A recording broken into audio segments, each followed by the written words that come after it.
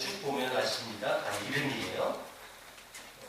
1절에서 6절만 읽고 또 말씀 중에 필요한 부분들을 또 찾아서 읽을 텐데, 그럼 1절에서 4절까지, 그러니까 6절까지 읽을 건데요. 1절에서 4절까지 읽을 동안 여러분 눈으로 이렇게 찾아내야 될 단어를 하나 말씀드릴게요. 거주라는 단어입니다. 거주. 자, 여러분 읽을 때 의미 있게 한번 읽어보세요. 자, 제가 먼저 1절 읽습니다. 백성의 지도자들은 예루살렘에 거주하였고 그 남은 백성은 제비 뽑아 10분의 1은 거룩한 성 예루살렘에서 거주하게 하고 그 10분의 9는 다른 성읍에 거주하게 하였으며 예루살렘에 거주하기를 사모하는 모든 자에게 백성들이 복을 빌었느니라. 이스라엘과 제사장들과 레위 사람들과 느디님 사람들과 솔몬의 신하들의 자손은 유다 여러 성읍에서 각각 자기 성읍, 자기 기업에 거주하였느니라. 예루살렘에 거주한 그 지방의 지도자들은 이러하니 예루살렘에 거주한 자는 유다 자손과 베냐민 자손 베냐민이라. 유다 자손 중에는 레위 자손 자자라니 그는 시아의 아들이고 스가랴의 손자요 아말의 증손이요 스가랴의 후손이요 마하랄의 오대손이요 또 마아세아니 그는 바룩의 아들이요 고로세의 손자요 아사야의 증손이요 아다야의 현손이요 요아립의 5대손이요 스가랴의 6대손이요 실로 사람의 7대손이라. 예루살렘에 거주한 베레스 자손은 모두 468명이니 다 무용사였느니라. 아멘. 자, 오늘 이 1절에서 4절에 거주라는 말이 집중되어 있어요. 그래서 오늘 이제 느헤미야 11장, 12장, 13장에는 이제 느헤미야가 다시 주도적인 인물로 등장하면서 영적 부흥의 힘을 백성들이 살아가는 생활 방식에 적용해가지고 그들의 삶이 되게 하려고 그렇게 지금 적용하면서 시작되어지는 성경이 11장부터예요. 이 거주라는 말이 계속 나왔는데, 자, 퀴즈예요. 저를 보세요. 지금 이 거주가 몇 번 나왔습니까? 1절에서 4절까지? 7번. 오! 제가 예상한 바가 아닌데? 하면서 세었어요? 네. 네. 내가 서론에 그 거주 강조를 안 했어야 되는데 나는 하나도 못 맞출 줄 알고 쫑크를 주려고 준비했는데 여러분 세봤네. 7번 나왔어요. 자, 그리고 11장의 마지막 부분 20절에서 36절 다 안 읽을 거예요. 자, 20절에서 36절까지 이 말씀을 쭉 보면 여기에는 거주하고 함께 살았다, 장막을 쳤다 같은 의미예요. 그렇죠? 요 세 가지 의미를 부여한 말이 퀴즈를 할까요? 선물 걸고? 그렇죠? 말씀 중에 11번 나옵니다. 그러면 자 11장 전체에 함께 살았고 거주했고 장막을 쳤다 이 말이 총 몇 번 나왔다는 거예요? 18번. 우리 교회는 산수는 잘하는 것 같아요. 보니까 18번이나 이 말이 나왔다라는 것은 이 11장은 지금 유다 사람들의 거주지를 정하는 것이 주된 내용이라는 거예요. 실제로 이 유다 사람들이 어느 지역에 가서 어느 사람들이 살았다. 그 뜻이에요. 그런데 여기서 포커스가 하나 있어요. 10분의 1은 어디에 살아가야 하느냐? 예루살렘에서 살아가야 한대요. 그래서 과연 누가 예루살렘에 살 것인가? 이게 오늘 포커스예요. 제목이 뭐예요? 새 출발. 새 출발하는 거예요. 다시 영적 부흥이 일어나서 이스라엘 백성들이 으쌰으쌰 해가지고 새로운 출발하는데 거주지를 다 뿔뿔이 흩어요. 근데 그 뿔뿔이 흩어지는 과정 속에서 하나의 특별한 지역이 굉장히 중요한 지명이 나오는데 그게 예루살렘이라는 거예요. 예루살렘은 수도에 가까운 수도 역할을 하는 곳입니다. 그러니까 우리나라로 치면 서울이에요. 서울. 자, 한국의 서울이라고 했을 때 한국 사람들은 어떻게 하면 서울에 살까? 안산은 좀 덜하지만요. 왜? 우리 맘만 먹으면 서울 가니까. 차 타고 가도 되고, 여러분 지하철 타고 가도 되고, 우리 도로, 여러분 우리 교회 앞에 이 도로에 서울 가는 버스가 있어요. 저도 몇 번 타봤거든요. 강남까지 슉 가요. 쉽게 가요. 운전 안 해도. 근데 지방에 가면 갈수록요, 지방 사람들의 로망이 하나 있어요. 내가 성공해서 서울에서 살아야지. 근데 서울도 특별히 강북도 아니고 어디서 살고 싶어요? 강남. 네, 강남에서 살고 싶다는 거예요. 이게 한국 사람들의 로망 중에 하나예요. 그 지방에 있는 학생들, 어린 친구들, 제주도에 가보니까 제주도의 학생들이 꿈이 있어요. 중고등 학생들이 유일한 꿈이 하나 있는데 그게 뭐냐? 공부 잘해서 서울로 학교 가는 거예요. 그래서 서울에서 터를 잡고 서울에서 떵떵거리면서 살고 싶어 하는 게 지방 아이들의 꿈이에요. 그러면 거꾸로 얘기해 볼게요. 공부를 잘 못했어요. 그래서 서울로도 못 가고 그냥 제주도에 살아요. 그런 아이들이 갖는 패배감이 얼마나 큰지 모른대요. 나는 서울도 못 갔어. 공부를 못했으면 집에 백이라도 좋아서 그냥 보내줘도 될 텐데 우리 집은 그런 집도 아니야. 이런 마음속에 아이들이, 지방 아이들이 굉장히 패배감이 있어요. 그래서 지방 곳곳마다 목회자들이 아파하고 힘들어하는 것이 뭐냐면 청년만 되면 젊은이가 교회에 없어요. 물론 그 지역에 학교도 다른 아이들이 있어서 교회에 오는 친구도 있긴 있지만 공부 잘하는 애들 다 서울로. 그래서 우리가 인서울이라고 해요. 인서울. 서울로 들어가서 살아야 됩니다. 우린 그 서울이 싫어서 여기 내려와서 살잖아요. 맞죠? 여러분들 다 그런 건 아니에요? 나 서울에서 살았거든요. 저도 강남에서 살았어요. 강남 바로 옆이지만 강남은 맞아요. 제가 아는 거예요. 이게 되게 웃긴 말이라는 걸 알고. 여러분들이 아는 순위가 대신 웃는 거예요. 자, 근데 지금 우리 한국 사람이 인서울의 개념과 지금 예루살렘의 예루살렘은 반대 개념이에요. 반대.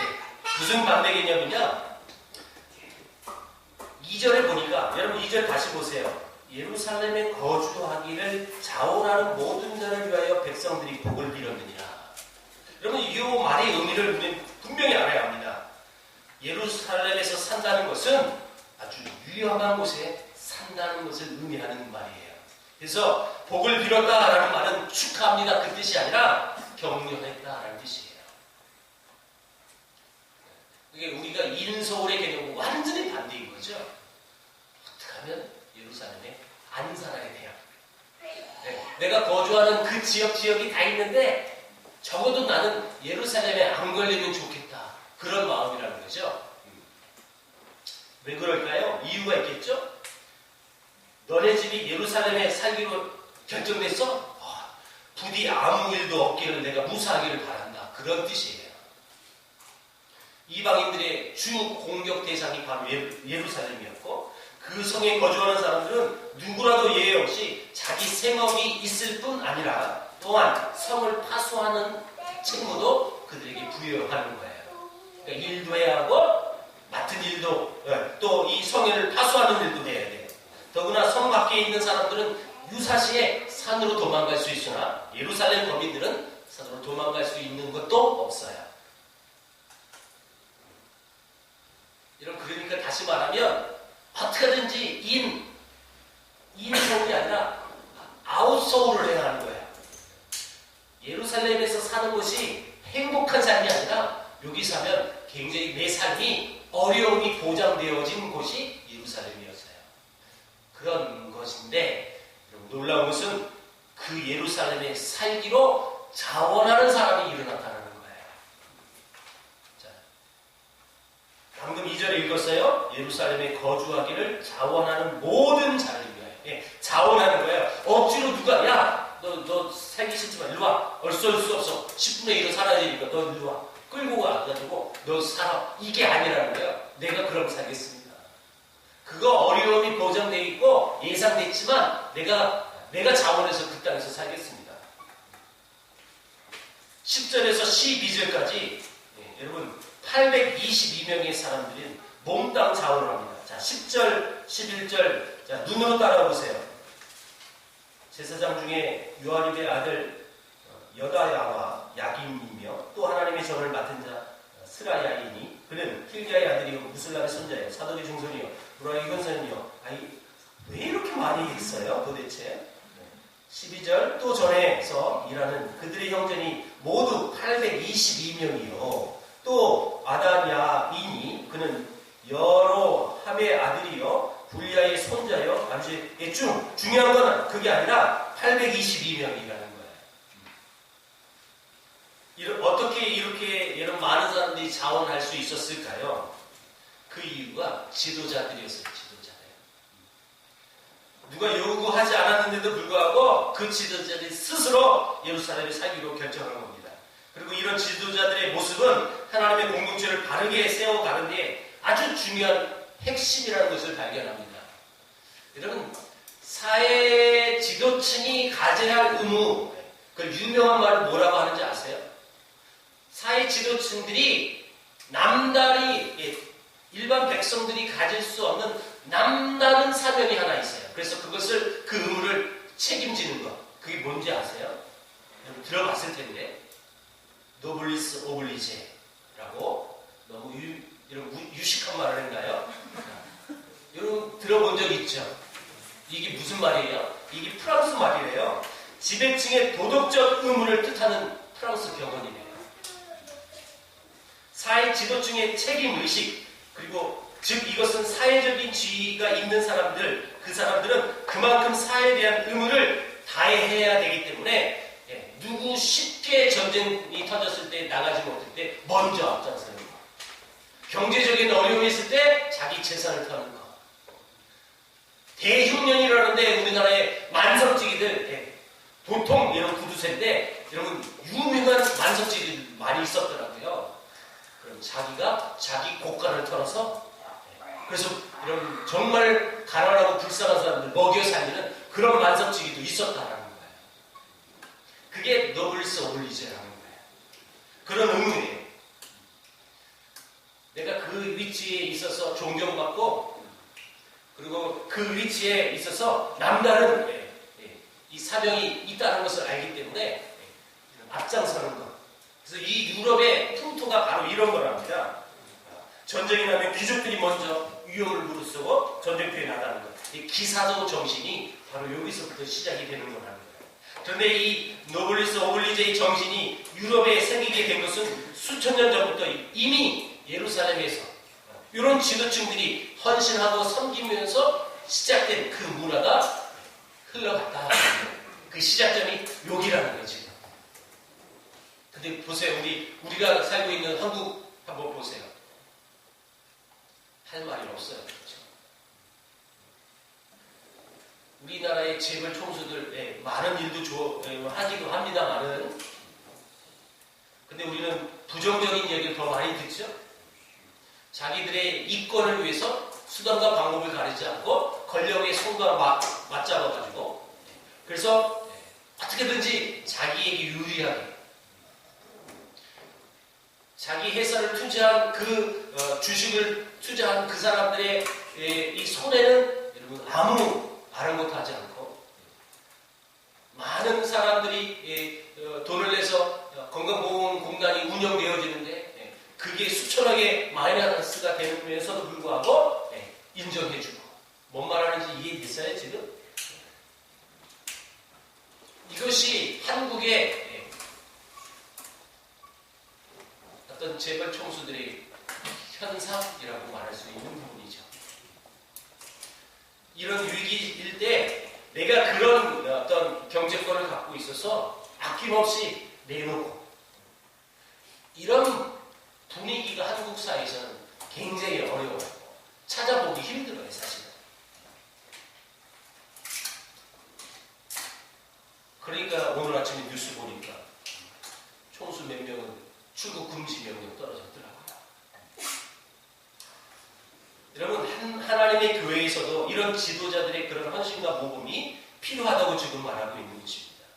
이 나라의 모습뿐 아니라 교회에서도 우리가 믿는다고 고백하는 그 주님께서 말씀하시기를 나는 섬김을 받으러 온 것이 아니요 섬기려 하고 나의 목숨을 많은 사람들의 대성물로 주려고 왔다라고 예수님이 말씀하셨어요. 여러분, 예수님을 믿는 우리가 예수님처럼 해야죠. 예수님은 섬김을 받으러 오신 게 아니라 뭐하러 왔다고요? 섬기러 왔다. 우리 크리스찬들의 성도의 삶이 시작이 바로 여기여야 한다는 겁니다. 우리도 섬겨야 하는 거죠. 여러분 교회가 진정으로 하나님의 교회가 되기를 원하십니까?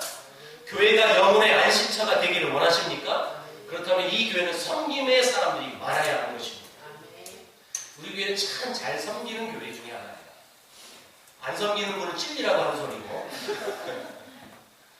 내가 스스로 난 좀 덜 섬겨라고 생각하는 분들 분명히 있을 거예요. 그렇죠? 근데 이건 정말 교회의 운영 방식이라고 말할 수 있을까요? 그거의 원리는 섬김이에요. 섬김. 내가 가지고 있는 것, 내가 남들보다 더 잘할 수 있는 것, 여러분 그것이 꼭 재물이 아닙니다. 결국 오해하지 마세요. 여러분 꼭 섬기라고 하면 내 머릿속에 딱 헌금? 이렇게 생각할 수도 있는데 절대 그것이 아니에요. 그것도 포함이 되는 거겠지만 꼭 그렇게 결부시킬 필요 없어요. 내 시간을 여러분 섬길 수도 있는 거고요. 내 노동의 힘을 섬길 수도 있는 거고요. 남들이 10시간 해야 될 건 난 1시간 할 수 있는 그런 재능이 있으면 그것도 섬길 수 있는 거고요. 여러 가지겠죠. 이것은 다양한 거예요, 사실. 그 섬김이라고 했을 때 우리 교회가 하나님 보시기에 아름답게 쓰여지고 정말 모든 사람들이 교회 와서 편안한 안식을 누릴 수 있는 교회로 여러분 만들고 싶으면 실제로 많은 자들이 섬겨야 하는 거예요. 우리는 그런 교회로 가고 있어요. 네. 더 아름답게 정말 하나님이 더 정말 기뻐하시는 그런 모습으로 우리 교회가 성장하려면 진짜 더 많이 섬겨야 하는 거예요. 그게 많으면 많을수록 여러분 제가 어떤 헌금도 시간도 또 재능도 이런 거 얘기했죠. 더 제일 중요한 건 성품이 섬겨야 되는 성품이 되어야 하는 거예요. 이게 제일 중요한 부분이라고 저는 생각해요.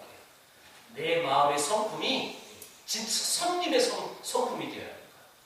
그 자세만 있으면 모든 것이 해결돼요, 사실. 또 한 가지는 10분의 1은 제비 뽑기로 거주자를 선택했다라는 것인데, 근데 이 제비 뽑기라는 것은 순전히 자기 선택의 의지와 상관없이 뽑히는 대로 되는 거예요. 그렇죠? 그런데 여러분 꼭 뽑히면 그대로 가야 되는데 그 원리가 뭐예요? 하나님이 선택하는 것이다 라고 인정한다는 거예요. 그래서 그들은 그대로 순종하는 거예요. 이게 우리 성도들이 가져야 될 자세 중에 또 한 가지예요. 하나님이 하셨어요.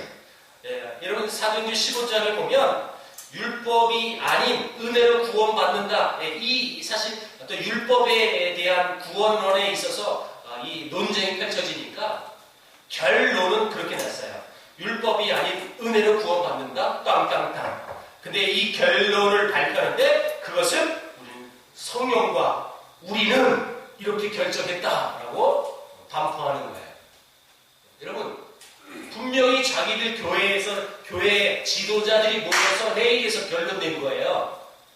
우리는 그래서 이렇게 율법과 상관없는 것으로 구원 얻을 수 없다라고 말할 수 있는데 성령과 우리는 이라고 했다는 거죠. 이 근거가 뭐냐는 거예요. 이들이 논의하고 그래서 공식적으로 교회 발표하는 데 있어 이것은 하나님이 하셨다라는 뜻이에요. 이런 인정함이 우리 안에 있어야 한다는 것이죠. 우리가 꼭 오늘 공동의회를 해서가 아니라 교회의 어떤 공동체 모임과 회의 이런 것들이 내 의지와 내 생각하고 좀 다를 수 있어요. 근데 전체적인 의견이 만약에 다수결을 해서 그쪽으로 결정됐어요. 그렇다면 그것조차도 인정해야 한다는 거예요. 이런 부분이라는 거죠.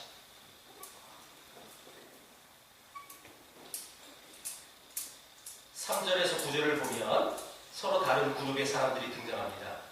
유다 지파, 베냐민 지파 이렇게 등장합니다. 여러분 유다 지파, 베냐민 지파는 남유다예요. 그렇죠? 북이스라엘 10지파하고 밑에 두 지파 그게 유다, 베냐민이에요. 자, 이 유다 지파에 비해서 베냐민 지파는 굉장히 작은 지파입니다. 그래서 거의 유다에 속해 있는 그런 지파라고 보셔도 되는데, 자, 그 지파 얘기가 또 7절부터 본격적으로 나와요. 3절부터 유다 이야기 좀 나오고 7절부터 베냐민 자손 하면서 쭉 나와요. 이제 유다 족속은 왕족입니다. 왕족. 그렇죠? 유다 지파에서 왕들이 계속 나오고 결국 예수님도 이렇게 이제 나오는데, 자, 시대가 이제 많이 변했어요. 왕족과 이제 거리가 먼 그런 시대가 됐습니다. 잘못하면 이 베냐민과 유다 지파는 갈등이 있을 수 있지만 그렇지 않다라는 거예요. 구절을 한번 보세요. 자, 또 이름이 계속 나오는데 그 이름은 틀려도 돼요. 중요한 게 아니라 시그리의 아들 요엘이 그들의 감독이 되었고 하수누아의 아들 유다는 버금이 되어 성읍을 다스리려노라. 자, 버금이라는 단어가 여기서는 중요한 거예요. 자, 이 버금. 자, 그러면서 17절 한번 볼까요? 17절. 또 아삽의 증손 삽디 손자 미가의 아들 마따니아이니 그는 기도할 때 감사하는 말씀을 인도하는 자가 되었고 형제 중에 박부게아가 버금이 되었으며, 여기 박부게아, 이 사람이 버금이라는 거예요. 자, 버금이라는 단어. 지금 요 본문만큼은 중요한 단어는 버금이에요. 자, 질문입니다. 질문. 버금은 무슨 뜻일까요? 버금이 뭐예요? 오늘 오후 예배 메시지를 좀 재밌게 하기 위해서 요 버금은 이런 뜻이에요. 여러분들 맞힐 수 있도록 하는 거예요. 박명수는 유재석의 뭐예요? 누구야? 네, 최영선 시장님이 이인자라고 대답했어요. 그게 버금이에요. 이해되셨나요? 확 와닿죠? 둘째 되는 사람, 두 번째 되는 사람. 9절에 시그리의 아들 요엘이 그들의 감독이 되었고 하수누의 아들 유다는 버금이 되었다. 갈등이 될 수 있지만 누구는 감독이 되고 누구는 버금이 두 번째가 되어지는데 전혀 문제가 벌어지지 않는다는 거예요.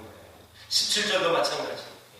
마따냐 그는 기도할 때 감사하는 말씀을 인도하는 자가 됐고 형제 중에 박부게아가 버금이 되는 거예요. 그럼 마따냐와 박부게아는 남들이 다 일할 때 조용히 하나님 앞에 무릎을 꿇고 기도하는 일을 했습니다. 하나님 나라에서는 기도하는 일 굉장히 중요한 일이죠. 여러분 이런 사람들 때문에 교회가 든든히 서가는 것이고 비록 보이지 않는 존재이지만 수많은 마따냐 같은 사람들이 필요했습니다. 자, 22절 23절 보세요. 노래하는 자들인 아삽 자손 중 미가의 현손 마따냐의 증손 하사바야 손자 바니의 아들 우시는 예루살렘에 거주하는 레이 사람의 감독이 되어 하나님의 전 일을 맡아 다스렸으니 이는 왕의 명령대로 노래하는 자들에게 날마다 할 일을 정해 주었기 때문이며, 우시는 노래하는 자, 즉 하나님을 찬양하는 사람들이에요. 하나님의 교회의 핵심 사역 중에 하나가 또 찬양과 기도인데, 여러분 마음이 답답하고 침체되었을 때 우리가 부르는 그 한마디 한마디 찬양으로 말미암아 내 영혼이 소생되어지는 경험들을 여러분 하십니까? 그것이 찬양의 효력이라는 거예요. 이 모든 것에 누군가는 감독이 되고 누군가는 버금이 될 수 있어요. 근데 그게 아무런 문제가 되지 않고 하나님의 영광, 아니 새로운 출발을 하기 위하여 내게 맡겨진 직무가 버금이라면 버금으로 감사하는 거예요. 오늘 여러분 내년도 임진제를 발표해서가 아니에요. 그런데 어떻게 이렇게 말씀이 오늘 딱딱 맞아요? 내가 어느 위치에 있든지 어떤 임명을 받든지 어떤 직분을 내가 지금 허락을 받았든지 상관없이 그것이 하나님의 뜻이라면 여러분 그것을 기쁨으로 아멘으로 순종하는 여러분들에게 주의로 축복합니다. 성경에서 말하는 부분을 지금 얘기하는 거예요. 일부 내가 이거 여러분 선택해서 오늘 보면 쭉 뽑아가지고 설교하는 거 아니잖아요. 느헤미야 강의하면서 말씀하는 거예요. 이것은 하나님의 일이 한 개인이 다 감당할 수 없는 우리의 모이는 공동체라는 의식을 지금 잘 보여주고 있는 거예요. 예, 우리 하나님의 백성들은 분명 개인적으로 우리를 하나님 부르셨고 개인의 결단을 통해서 하나님의 그 소명을 개인적으로 다 주셨어요. 그런데 그 개인이 모여있는 한 사람 한 사람 교회가 여러분 함께 모여 예배하는 이 공동체의 교회, 여러분 이 교회의 모든 식구가 한 가족이고 한 식구고 한 피를 나눈 형제 자매라는 이런 의식들이 있을 때 그 공동체는 건강한 거고 그 공동체는 무너지지 않습니다. 피는 물보다 진하다. 이 말의 의미를 한번 곱씹어 봤어요. 우리는 하나님의 피로 한 형제, 한 자매가 되었습니다. 여러분, 물보다 우린 진한 존재라는 거예요. 그 말로 그냥 억지로 끼워 맞춰가지고 무너지지 않을 수 있는. 왜요?